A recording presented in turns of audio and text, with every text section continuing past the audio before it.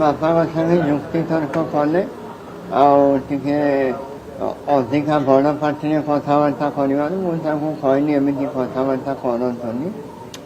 ସିଏ ଧମକ ଦେଲେ ମୋତେ ଆଉ ବାପାକୁ ମରିଯିବାକୁ କହିଲେ।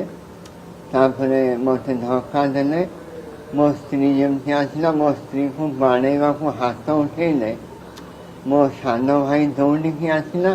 ସେ ଦୌଡ଼ିକି ବାହାରକୁ ପଳେଇ ଆସିଲେ। 8 ଥର ମୁଁ ଆଗରୁ ଏଫଆଇଆର ଦେଇଛି ମୋ ସାନ ଭାଇ ଥ୍ରୁରେ। ସବୁଥର କମ୍ପ୍ରମାଇଜ୍ କରା, ଏଥର ନାହିଁ। ପାରିବାରିକ କେବଳ କିଛି କାରଣ ନାହିଁ, ନା ଜମି ବାଡ଼ି ପାଇଁ ଝଗଡ଼ା ନାହିଁ, କିଛି ଝଗଡ଼ା ନାହିଁ। କେବଳ ବହି ଦୋକାନଟା ଦେଇଦିଅ ଆମେ ନେଇଯିବୁ। ଏସିପି ସାର୍ କହିଲେ ଆକ୍ସନ୍ ନିଆହେବ। ଯେହେତୁ ଅଶ୍ଳୀଳ କଥା କହିଛନ୍ତି, ମହିଳାଙ୍କୁ ନେଇକି ଆଉ ଆପଣଙ୍କୁ ମାରିଦେବାକୁ ଧମକ ଦେଇଛନ୍ତି, ତେଣୁ ସିରିୟସଲି ଆକ୍ସନ୍ ନିଆଯିବ।